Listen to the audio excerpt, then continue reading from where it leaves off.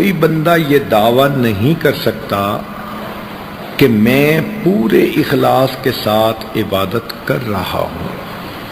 جب اللہ کے پیارے حبیب صلی اللہ علیہ وسلم نے فرما دیا ما عبدناک حق عبادتک، اے اللہ ہم نے آپ کی عبادت نہیں کی جیسے کہ کرنی چاہیے تھی، تو دنیا کا کون انسان ہے جو یہ سوچے کہ میں نے تو عبادت کا حق ادا کر دیا۔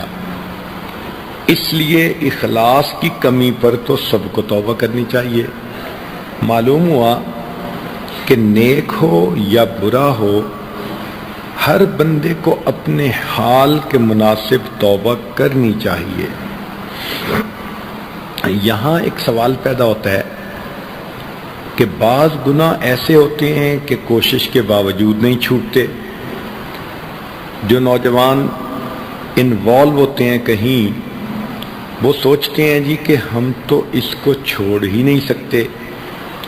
تو بھائی ہمارے لیے چھوڑنا مشکل ہے، اللہ تعالیٰ کے لیے تو چھڑوا دینا آسان ہے۔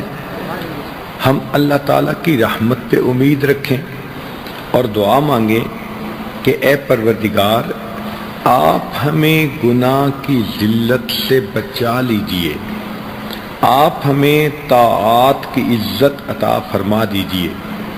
اور سچی بات تو یہ ہے کہ جب نقصان کا ڈر ہوتا ہے تو پھر انسان آسانی کے ساتھ گناہوں کو چھوڑ دیتا ہے۔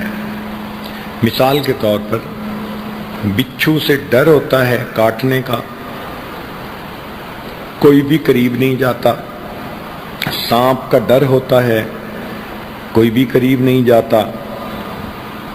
بجلی کا ڈر ہوتا ہے، کوئی بھی اس کو انگلی نہیں لگاتا۔ آگ سے ڈر ہوتا ہے، ہر بندہ دور رہتا ہے۔ تو جس طرح دیکھنے میں سانپ کتنا خوبصورت ہے، مگر ہم نے کبھی بھی اس کو نہیں پکڑا، اس لیے کہ ہم سمجھتے ہیں کہ اگر سانپ نے ڈس لیا تو موت واقع ہو جائے گی۔ اسی طرح مومن کے دل میں یہ یقین آ جاتا ہے اگر میں نے کبیرہ کو کر لیا تو میری روحانی موت واقع ہو جائے گی۔ تو اس طرح انسان گناہوں کے تقاضے کو دبا سکتا ہے اور نیکی کی زندگی گزار سکتا ہے۔ دوسرا عمل جس سے کہ انسان کے گناہ معاف ہوتے ہیں اس کو کہتے ہیں الاستغفار، کہ انسان اپنے گناہوں پہ نادم ہو۔ جتنا استغفار کرے گا اتنا گناہ زیادہ بخشے جائیں گے۔ یہ استغفار اللہ رب العزت کو بڑا محبوب اور اس کی وجہ سے انسان کو بڑی نعمتیں ملتی ہیں۔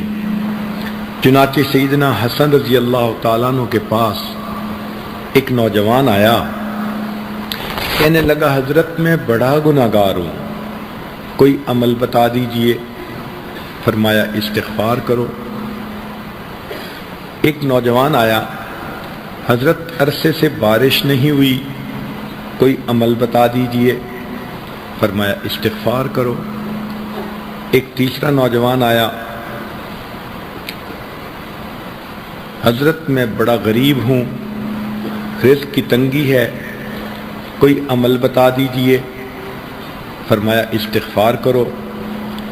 ایک نوجوان آیا، میں بے اولاد ہوں، دعا کیجئے کہ مجھے اولاد نرینہ مل جائے۔ فرمایا استغفار کرو۔ ایک نوجوان آیا کہ جی میرا باغ ہے، دعا کیجئے کہ پھل اچھا ملے۔ فرمایا استغفار کرو۔ ایک آدمی آیا، دعا کیجئے کہ میرے گھر سے پانی کا کنواں نکل آئے، چشمہ نکل آئے۔ فرمایا استغفار کرو۔ سننے والا حیران کہ ہر بندے نے مختلف تقاضا سامنے رکھا، مگر حضرت نے عمل ایک ہی بتایا۔ تو پوچھا اس نے کہ حضرت یہ کیا کہ ہر کام کے جواب میں آپ نے استغفار ہی بتایا؟ تو حسن رضی اللہ عنہ نے فرمایا کہ دیکھو یہ میں نے خود نہیں کہا بلکہ اللہ رب العزت نے قرآن مجید میں ارشاد فرمایا فَقُلْتُ اسْتَغْفِرُوا رَبَّكُمْ إِنَّهُ كَانَ غَفَّارًا يُرْسِلِ السَّمَاءَ عَلَيْكُمْ مِدْرَارًا۔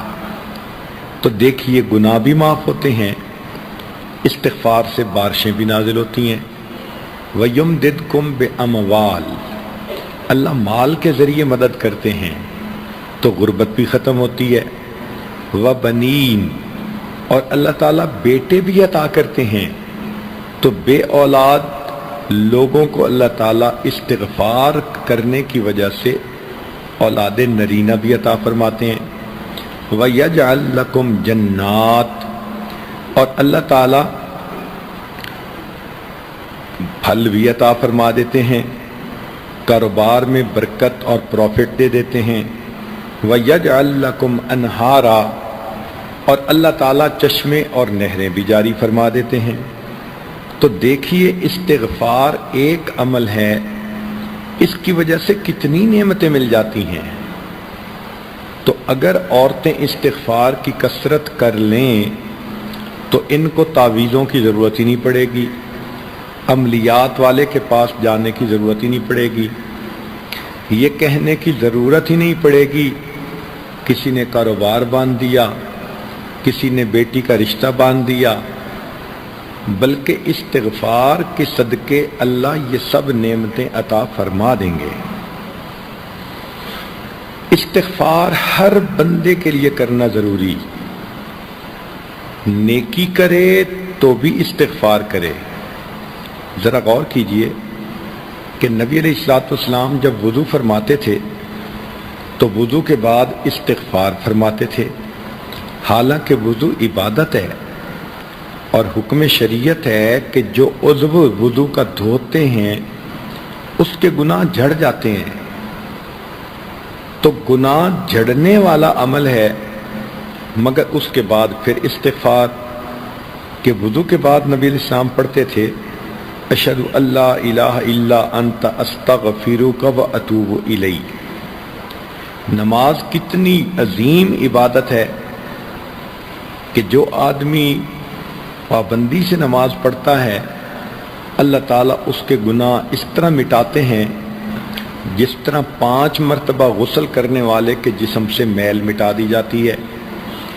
لیکن نماز کے بعد بھی نبی علیہ السلام استغفار فرماتے تھے۔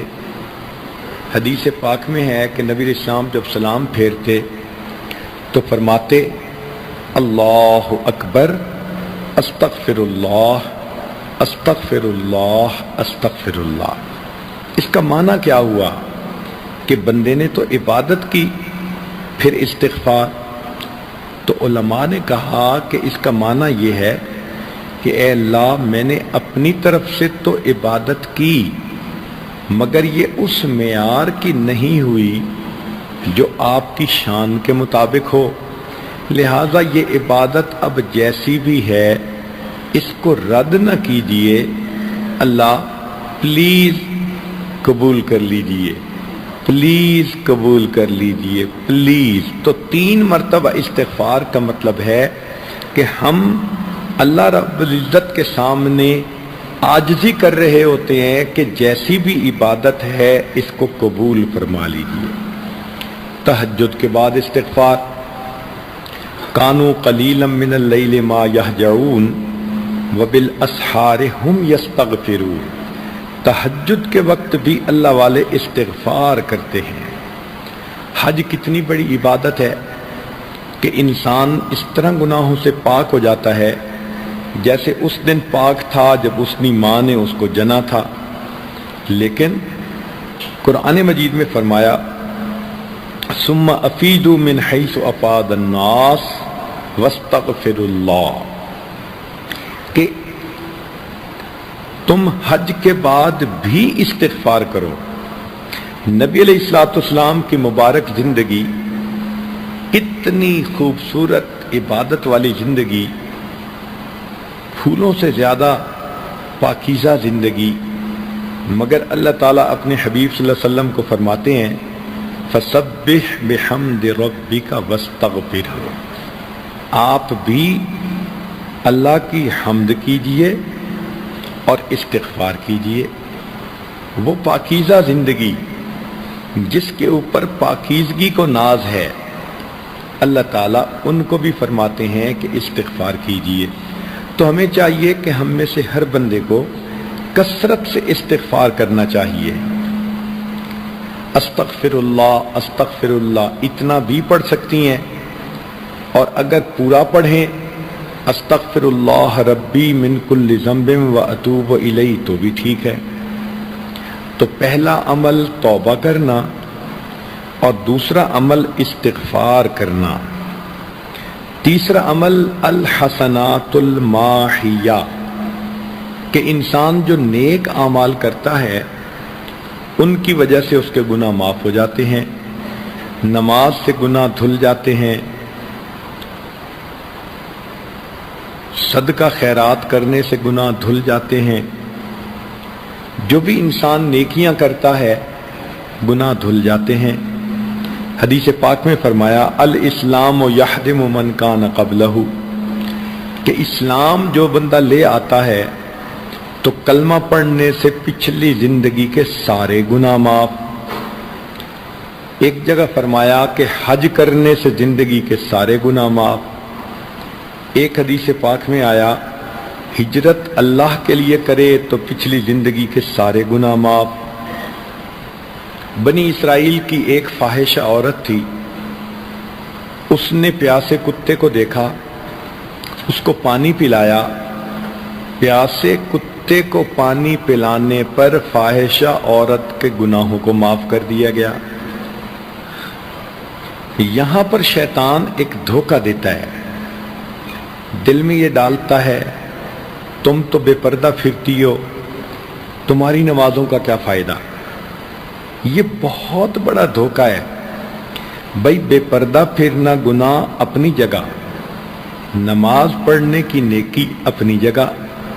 کیا پتہ نماز کی پابندی سے اللہ پردے کی بھی توفیق عطا فرما دے۔